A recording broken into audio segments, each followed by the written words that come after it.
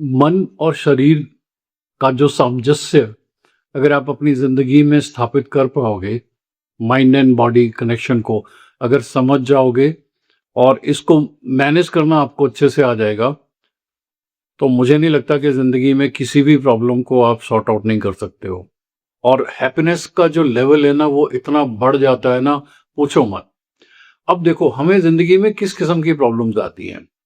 हमें financial problem आती है, या तो मान लो हमारा कोई नुकसान हो गया, या हमारे पास में कोई सोर्स ऑफ इनकम नहीं है, या हमारे पास में कम है, या हमें रिलेशनशिप की प्रॉब्लम आती है कि रिलेशनशिप ठीक नहीं चल रहा, या मान लो रिलेशनशिप एस्टेब्लिश ही नहीं हो पा रहा है, या हमने मल्टीपल रिलेशनशिप्स देख लिए हैं और हमें समझ में नहीं आ रहा है गड़बड़ कहाँ पर है, या फिर हम फिजिकल एलिमेंट्स में रहते हैं, कोई बीमारी लग जाती है, कोई ऐसा इशू लग जाता है, या फिर कभी हमें ये लगता है यार हम जल्दी खुश ही नहीं रहते हैं,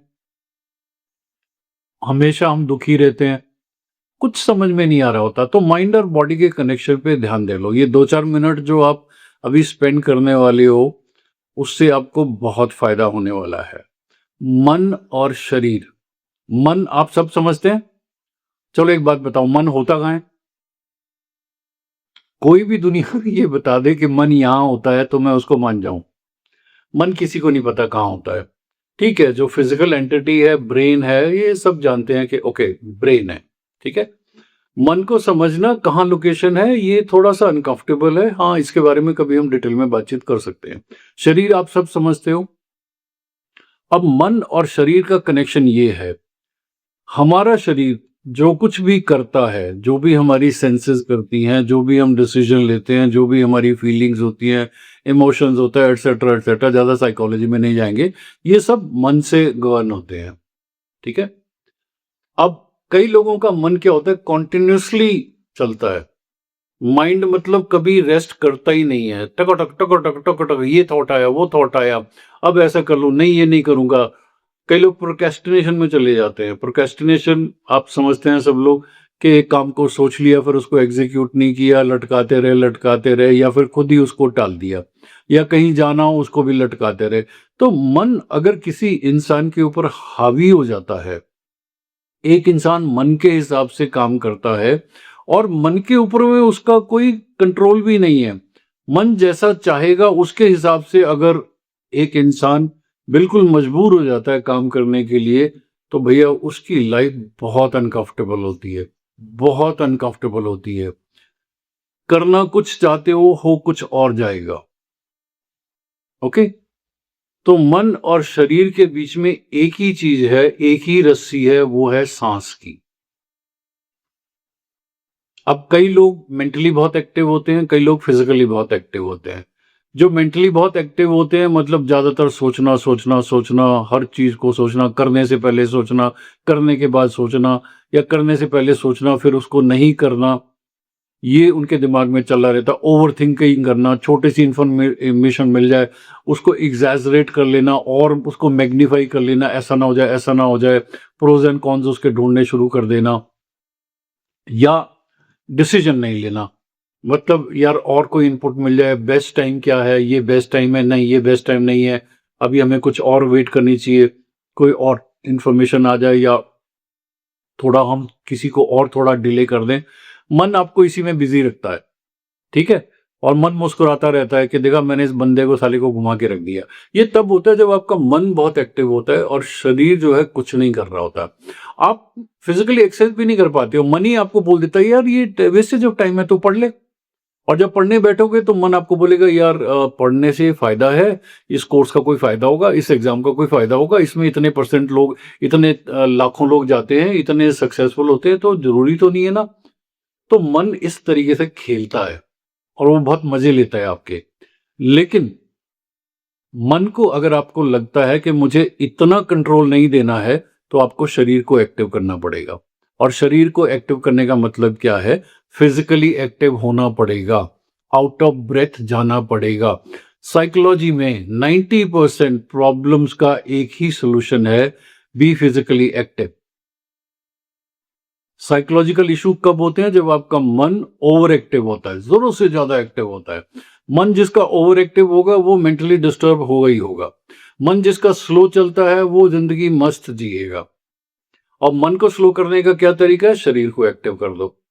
दोनों में से एक ही चीज एट ए टाइम एक्टिव रहती है, या तो मन एक्टिव रहता है या शरीर एक्टिव रहता है। तो अगर आपको लगता है कि आप बहुत ज्यादा सोचते हो, मानसिक रूप से परेशान रहते हो और बस सोच सोच करके अपना बहुत ही अनकंफर्टेबल कर रखा है, डिसीजन मेकिंग पुअर है एटसेट्रा, तो शरीर को एक्टिव कर लो। किसी काउंसलर के पास जाने की जरूरत नहीं है, कुछ नहीं है।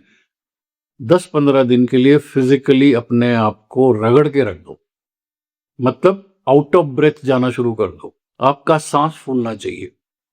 कई लोग कहते हैं मैं वॉक करता हूं, मैं ये करता हूं, मैं 10,000 स्टेप्स करता हूं। भैया तुम 20,000 स्टेप्स कर लो, कोई फर्क नहीं पड़ने वाला। रीजन उसका क्या है कि जब आप वॉक कर रहे हो तो आप सोच रहे हो, मन तो आपने एक्टिव रखा हुआ है ना। मेरा ये कहने का मतलब है, बेस्ट तरीका है स्प्रिंट्स। 100 मीटर का पैस ले लो, पॉइंट ए से पॉइंट बी तक ऐसे दौड़ो कि मैं बी पे जाके गिर जाऊंगा।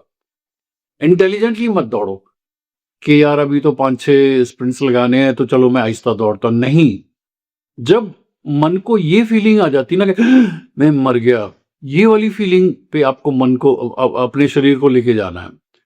मतलब जब आप दौड़ना शुरू कर दोगे, स्प्रिंट्स लगाओगे, तो मन सोच ही नहीं सकता, मन एक्टिव ही नहीं रहेगा और उससे मन को ब्रेक मिलेगी। जो 24 घंटे आपका मन एक्टिव रहता है टक टक टक टक, उसको फिर जब भी आप स्प्रिंट्स लगाओगे तो उसको ब्रेक मिलेगी। तब उसको फीलिंग आएगी कि okay, I am not active through out this guy, और ये उसका रेस्ट पीरियड होगा। धीरे धीरे इस रेस्ट पीरियड को आपको लंबा करना है ताकि मन जो है इनएक्टिव हो और आपकी बॉडी जो है वो एक्टिव हो जाए। ओके, जिस दिन आप इस चीज को समझना शुरू कर दोगे, एकदम से रैशनैलिटी आ जाएगी। जब आपका मन, आपको ये लगता जरूर है कि यार ये एक प्रॉब्लम है, इसको जरूर सोचते हैं, मेरे को ना रैशनैलिटी देखनी है कि ये करना ठीक होगा या ये करना ठीक होगा, तो आप मन को एक्टिव कर लेते हो। भैया उसके बदले अगर आप 2-4 स्प्रिंट लगा के आ जाओ ना और फिर उसी चीज को सोचो, देखना आपका डिसीजन एकदम से चेंज हो जाएगा। ओके, इसी तरीके से मान लो फीमेल छोड़ के चली गई है, फीमेल तंग कर रही है और कोई लॉस हो गया और कोई प्रॉब्लम हो गई, before you make any choice, make any decision, go for run, दौड़ो। जितना आप रन करोगे मन एकदम से स्टेबल हो जाएगा, मन आपको तंग नहीं करेगा, and then rationally you can think about it. लेकिन अगर आप कॉन्टिन्यूसली काफी टाइम से, कई घंटों से, कई दिनों से एक चीज को लेकर के सोच रहे हैं और कुछ नहीं कर पा रहे हैं, कर ही नहीं रहे हैं और एक डिसीजन पे आ ही नहीं रहे हैं, तो भैया आप रैशनल डिसीजन नहीं ले पाओगे। तो इसलिए जब भी आपको लगे कि हाँ मुझे कुछ रैशनल डिसीजन लेना है, it is a very important thing in my life, go for run, get into the habit of एक सामंजस्य क्रिएट करना मन और शरीर में। मन और शरीर में जिसके सामंजस्य क्रिएट हो जाता है, वो इंसान इस जिंदगी पे राज करता है। जो मन के गुलाम हो जाते हैं, वो कहने के लिए जरूर है लोगों के सामने में बड़ी बड़ी बातें करेंगे, लेकिन एक्चुअल में अंदर से खोखले होते हैं। ओके, सो अगर आप फिजिकली बहुत ज्यादा एक्टिव हो जाओगे तो भी प्रॉब्लम होती है, ये भी ध्यान रख लेना। कई होते हैं ना जिम एडिक्ट हो जाते हैं, जिम जाए बिना रह ही नहीं सकते, फिजिकल एक्सरसाइज किए बिना रह ही नहीं सकते हैं, उनको भी प्रॉब्लम होती है। तो एक्सट्रीम्स में नहीं जाना है, एक सामंजस्य बनाने के लिए कह रहा हूं मैं। मन भी इस्तेमाल होना चाहिए, शरीर भी इस्तेमाल होना चाहिए, बस ऐसा ना होना चाहिए कि एक चीज ज्यादा इस्तेमाल हो रही है और दूसरी नहीं हो रही है, तो प्रॉब्लम आएगी।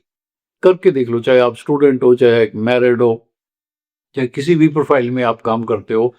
जो चीज आपको लगता है कि I am not looking after this particular thing, get into this. अगर आप फिजिकली बहुत ज्यादा एक्टिव हो तो थोड़ा सा पजल्स खेलना, थोड़ा मेंटल गेम्स खेलना, थोड़ा सा रिडल्स, कुछ इस टाइप से मेंटल एक्सरसाइज करना, कोई कुछ भी एक्टिविटी करना जिसमें दिमाग इस्तेमाल हो, वो करना शुरू कर दो।